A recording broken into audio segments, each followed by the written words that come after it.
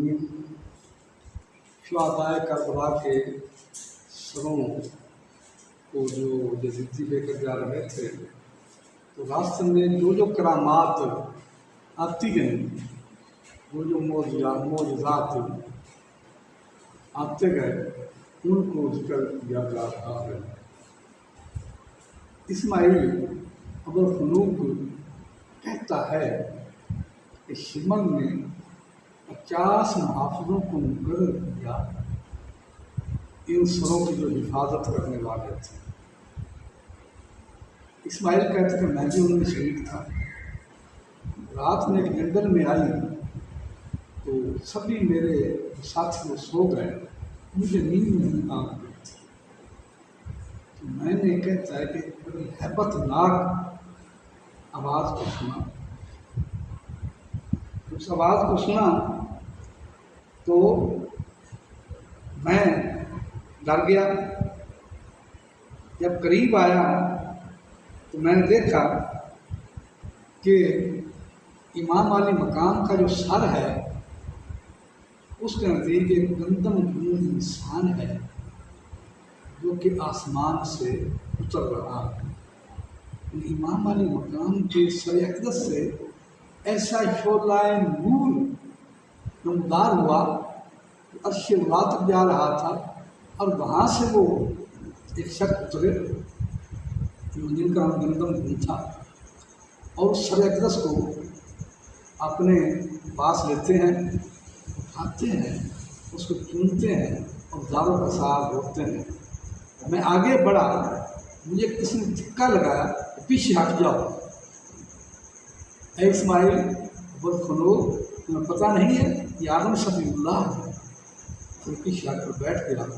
میں کیا دیکھتا ہوں کہ لگاتار بار سواریاں آ رہی ہیں، کبھی آدم صفی اللہ آ رہے ہیں، کبھی نبی اللہ آ رہے ہیں، کبھی ابراہیم خلیل اللہ آ رہے ہیں، کبھی اسماعیل ذبیح اللہ آ رہے ہیں، کبھی جو ہیں موسیٰ کلیم اللہ آ رہے ہیں، کبھی جو ہیں عیسیٰ روح اللہ آ رہے ہیں۔ یعنی یہ سارا سلسلہ ساری رات جاری رہتا ہے۔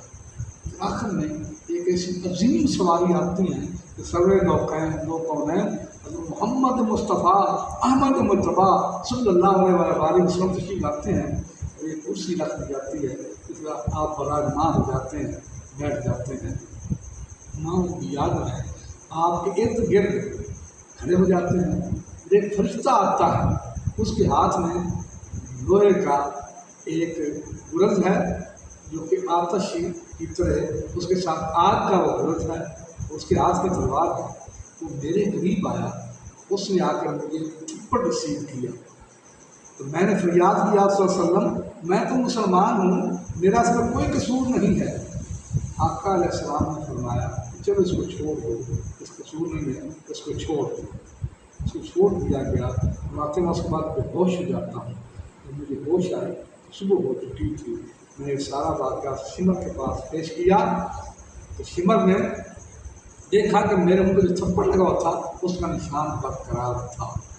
ایسی عظیم نشانیاں رستے میں نمودار ہو رہی ہیں۔ پھر یہ سال چلتے ہیں اور ایک دیر کا راہب تھا، اس کا کنیسہ تھا، وہاں پہ یہ پہنچتا ہے۔ اس راہب نے دیکھا یہ سر جو ہے یہ بڑا ہی خوبصورت سر ہے امام علی مقام کا۔ اس قریب جا کے بیٹھتا ہے، اس سے پوچھتا ہے کہ تو کون ہے؟ راہب جو ہے اس سر سے پوچھتا ہے تو کون ہے؟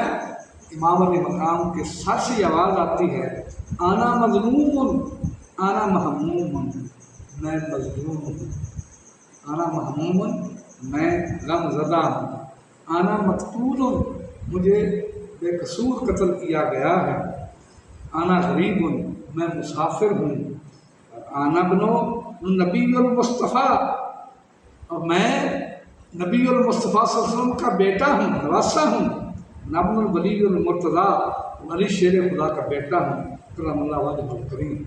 اتنی بات سنی تو عائد جو بڑا متاثر ہوتا ہے اور وہ کہتا ہے شمر جوسن کو ایسے کرو، مہربانی کرو کہ یہ سر جو ہے نا ایک رات کے لیے مجھے دے دو، میں 10,000 درہم تمہیں دوں گا۔ تو مان جاتا ہے دنیا کا پجاری تھا، اللہ دنیا میں لیے سر کو سپرد کر دیا.